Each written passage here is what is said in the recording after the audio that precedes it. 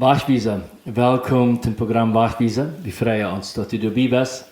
Von der habe ich meinen Bruder Ruben hier.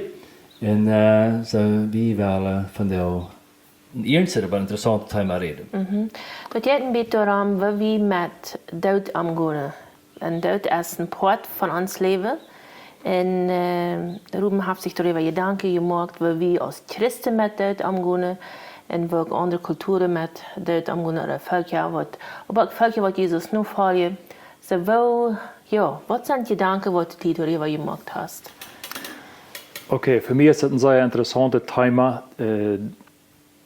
Dat Sterben stelle ich mir so vor, was nicht so interessant sein. Und das erlebe ich wirklich immer wieder bei Begrafnissen und so was, wie das viel Trauer und so was mit sich bringt. Aber wenn wir gucken, dass Jesus selbst sagt, dass er die Auferstehung ist und das Leben ist, dann gibt es auch einmal einen Hoffnungsschimmer, dass nicht der Tod das letzte Wort hat. So, aber wenn wir dann mal gucken, ganz am Anfang von der Bibel, Garten Eden. Und das ist für mich persönlich immer wieder eine Help, bei gewissen Themen einmal zu gucken und zu gucken, wie fängt das Ganze an? Wie hat Gott das eigentlich geplant? Und da finden wir nicht, dass Gott den Tod geplant hat. Also Gott hat Leben geplant. Er hat Adam und Eva gemerkt und er sehnt die zum Leben, zum wirklich eine Fülle zu leben. Bloß, dass der Tod dann auch weiter von Gott bestimmt wird, ab Folge von der Sünde. Und mit anderen Worten würde wir sagen, Gott will den Mensch, und erst den Mensch so gut, dass er dem sterben lässt. Das hört sich aber nicht. Das hört sich eigentlich nicht nur gut sein, nicht? Allgemein habe ich wieder einen anderen empfangen, der immer, nicht? Das schwert sich mal in eine Strophe, Ja. Und das Göttsein von Gott, dass er den Mensch sterben lässt, das hat damit zu tun, und das ist mir interessant, das ist ein Satz in der Bibel, da in 1. Mose Kapitel 3 wieder hinge, wo das einmal sagt, dass Gott den Mensch, also Adam und Eva, aus dem Garten Eden rütsaten deit, und den bewirken Leid, und dann sagt er, du möchtest sie nicht von den Bäumen, was ewig Leben bringen, das eten dürfen. So, wenn Gott Adam und Eva durchgelassen hat, von dem Baum, was verdorben bringen, das haben sie gegessen. Und wenn sie nur noch von dem anderen Baum, was ewig Leben bringen, das eten würde, dann würde sie an dem sündigen Zustand ewig leben müssen und niemals zurückkehren. So, folge dessen, kann wir sagen, Gott ist uns so gut, dass er uns sterben lässt. Zu uns gut, dass er damals Adam und Eva durchgejagt hat. Mit dem Garten. Dass die Menschheit nicht braucht, dort ewig an das Bein leben. So, die mag dann eine Lösung noch heute, nicht? Ja. Für das Problem. Ja, erst einmal, wenn wir dann weiden mussten als Kinder, dann wünschen wir uns einmal, wann Adam und Eva doch nicht gesündigt hadden. Ja. Wann dem Garten Eden geblieben wäre. Dann würden wir nicht weiterbrücken. Aber so, dass wir da einfach sein können, Gott ist uns so gut. Und du hast ja die sehr interessante Sache mit also Gott sein Handeln. Und das hilft uns ein bisschen zu verstehen, dass wir als Mensch Geist, Seele und Leib sind. Also, dass wir einen Teil haben. Und das sagt uns, dass an 1. Mose dann ein bisschen wieder erklärt hat, dass dort, was er von ihr genommen hat, dort wird was zu ihr wurde. So, dass uns Körper von ihr genommen ist. Und Gott sagt, und der wird was zu ihr wurde. So, er hat nicht verdorben, so zu sein, sondern bloß verwandeln, von wo das genommen worden ist. Und aber dem Teil, was er dann getan hat, seinen göttlichen Hauch, dem gibt er dann all die Chance, und da redet er dann von Auferstehung. Okay, nicht an 1. Mose, da redet er noch nicht von Auferstehung, aber Lothar in der Bibel finden wir dann so viel Mensages, was von Auferstehung redet. En wo ons dat dan wijzen dat de innerlijke deel, de Seele, dat die nicht sterben wordt, sondern dat die ewig leeft. En diese Bestätigung merkte Jesus al en sagt, ich zie de Auferstehung en ich zie dat leven. So, da haben wir dann auch kurz die Konnexion also den WajchWiesa, was uns der Hand wiesen det, was wir dann moeten am ewig te leven. En dat Dood bringt Trauer. Und ich glaube, das haben wir auch damit nicht überspielen, wenn wir sagen, Gott ist unser Gott, dass er uns sterben lässt. Das bedeutet noch nicht, dass wir nicht derbe traurig sind, wenn unsere Angehörigen gestorben. In der letzten Zeit haben wir so viel Trauer erlebt in den Familien, wo viele Menschen, viele Personen gestorben sind.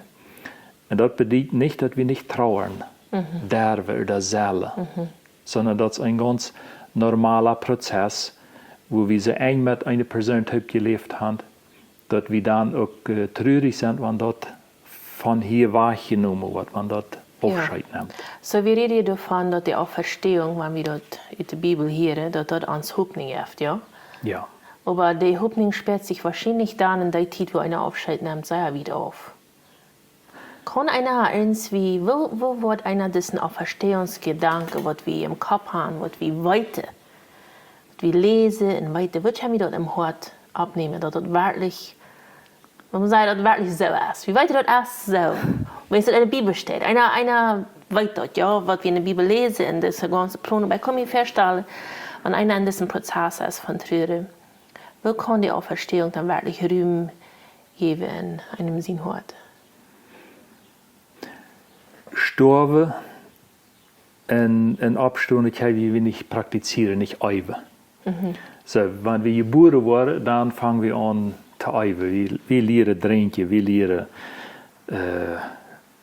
brüllen, schreien, roeren, ramtrampeln, irgendwann lernen wir gehen. Und das ist ja uns ganzes Leben ein Lehrprozess. Aber hier bei diesem Thema, was Sterben und Abstehen anbetrifft, können wir wirklich lernen. So, da sind wir für eine Tatsache. Und ich muss weiter, wo das kommen wird, nicht? Wenn sie sehr verschieden sind. Genau. Ja, ja. Und dass wir das nicht lernen können. Ich habe manchmal, ich brauche jeder dem Ausdruck ein Heine. Wenn die Hahn durch erst 21 der Buben sagt, dann irgendwann tickt das Lebewesen der Beine, die schalt weh und dann bricht das auf und dann kommt das in die Welt an.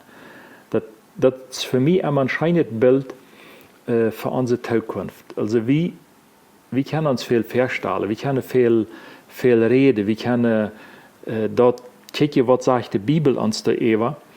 Aber die Bibel sagt uns da auch, das ist so schön, dass wir nicht einmal uns das vorstellen können. Das neue Leben.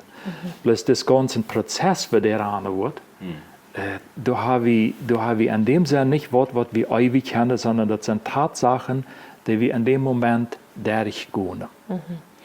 Aber ich denke mal, was dahinter ist, wenn wir unsere Vorbereitung abtut, ja, dort haben wir sehr viel zu tun. Einmal, dass wir ich würde das mal so sagen, dass wir dem Tod in uns Leben ankalkulieren. Und das sagt ja uns der Psalmschreiber all, lehr uns bedenken, dass wir sterben müssen, damit wir klug werden. So, das merkt uns klug, wenn wir da anfangen nur zu denken, dass mein Leben hier nicht immer sein wird. Ich will sterben. Wie wurde dann Dinge unterstellen? Und dann wollen wir Dinge unterstellen. Weil wir sind ja so als Menschen, dass wir dort nicht anplanen wollen, wenn wir jung sind. Nee, wir wollen nicht nur auch planen, dass wir bald sterben werden, wenn wir jung sind. Aber weil ich jetzt erst, dass keiner von uns weiß, wie viel wir uns je vorder sind. Und ich wie auch, dass man auch bei jung, auch wenn man so ganz alt wird, auch bei jung kann, dort nehmen, dort planen, wie viel mehr sind kann das Leben auch haben. Und mehr sehen, man kann sagen, und aber auch, ja, wir kennen das nicht weiter, wann das so wieder ist, nicht? Genau. Und das über sein einen Tod mal nachzudenken, ich denke für Personen, die am Leben nicht genau weiter was sie wollen, en nicht eine Richtung hand geht, so, die kann das eine große Hilfe sein, wenn der nicht Begrafnis mal planen würde. Sie. En dat is ik mal een paar Frauen stellen. Eén würde sagen, wat wil ik dat mijn Ehepartner op mijn begrafenis zegt? Wat wil ik dat mijn Opa zegt? Wat wil ik dat de pastor zegt, wanneer ik durch hem zo uitleg? Wat wil ik dat de mensen van mij zeggen? So, damit sagt, wie sie zu sagen, de hingerste Füd, de laatste Füd in ons leven. En doordat, dat helpt ons klug te worden. Dat helpt ons... Check wie naar den Pool, Ja. nee, naar de Füd, nee. Ja, nee. En rechte dat. Ja. Wow. En wie weet je dat kjemt? Also dat zijn vrouw als dat kjemt er dan niet kjemt, dat kjemt. Plus dat we dat één bad doen, anders leven worden waarschijnlijk, als wanneer we ze leven als wanneer dat niemals kjemt. Ja, en die haben sich als das was gehört, wenn du dein Leben dann anders anstellst, wenn du damit auseinander setzt. Wenn man sagt, ich sehe eine Trade, wo du am Anfang redest von Gott wie uns Geld, dass er uns einfach sagt, but hier und nicht wieder. Ja. Und das gibt uns die Genot in Wirklichkeit, von dem Punkt her zu denken, nicht?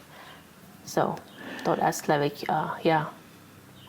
Ja, en Gott hat je dat ab 70, 80 jaar vastgezet, wie weit die Menschen waren, auch eventuell mal bei 100. Aber der nur rechte Hand an der letzten Zeit noch nicht verteilt, dass ich einer mit 150 Jahren ist, nicht? So, das meint, die sterben alle. Yes. En dat is wahrscheinlich, wenn wir uns verstellen, auch wie selbst, also wenn wir eine Person mit 80, 90 Jahren haben, das meint, das aufgearbeitet, irgendwann kommt er bei dem Punkt und sagt, ich möchte sterben. Ja. Und beim jungen Mensch, der sagt, nee, bloß nicht sterben. Leben will ich. Und das wäre mir sehr interessant, dass ich einmal zu kijken, wir reden am Anfang ein bisschen davon, die verschiedensten Orte, wo Menschen, wo Kulturen auch mit dem Tod umgehen. So, wenn wir da kijken, das waren unsere ältere Lied noch viel besser weiter, die Indianer zum Beispiel, die hadden een Ort van de ältere Personen irgendwann bei einem Baum zitten laten. En daar starven die. Die wisten, wanneer die niet meer metkwamen met de Sippe, dat we een Ort die door zitten te laten en dan weer tijd dat die starven. Dat die afscheid nemen. De Bibel zelf redt sehr viel im Alten Testament davon, dat der Dood irgendwie wat een Grauen ist, oder ja, wat grüljet ist, dass man Angst dafür hat. David sagt zum Beispiel auf eine Stelle, wer wird die loben, wenn ich sterbe? Das hört sich so, als wenn das davon arm aufhängig ist, dass Gott Lob kriegt. Und der Rede dann davon, also in die Tiefe der Grube fahren, und all seine düstere Bilder wird gebraucht, um den Tod zu beschreiben. Aber im Alten Testament gibt es auch das Gedanke von Auferstehung. Daniel zum Beispiel hat ein sehr klares Bild darüber, wie das in der letzten Zeit sein wird. Und dass er sehr klar diese Auferstehungsbotschaft all mitnimmt. Und wir haben 3 Auferstehungen im Alten Testament, was Fleisch und Blut anbetrifft, und seine körperliche Auferstehungen. Aber ich denke immer, wir haben nicht den Abruf, dass wir auch als Gemeinde und so was, dass wir dort anstreben, Menschen vom irdischen Tod abzuweichen oder so. Sondern vielmehr der Abruf, dass Säule gerat worden, dass die abstehen können zum ewigen Leben. Amen. En dat is je dan nog die hoop in dat eeuwige leven wat du dahin ja sagst, ja, dat is niet hier met de stoot te eind, sondern du hast ein eeuwig Leben. So ganz kort, wat ik hier heb van jou een paar weer einmal dat Gott ist uns gnädig, du willst ewig sterben. Wenn sie uns lebt, laat ons sterben, omdat we niet eeuwig in de verdammnis werden. En dat dort keine geraad worden. En dat andere, dat we vielleicht mal an de Füd, wanneer we mal aan het begrafenis plannen worden. Dat we ons ook helpen, dan den Dood dat nemen ons leven, dat we zeggen, okay, dann will ich so Leben wieder haben. So. Vielen Dank, Ruben, unsere Zeit ist leider zu Ende. So, danke schön, dass du dabei bist beim nächsten Mal.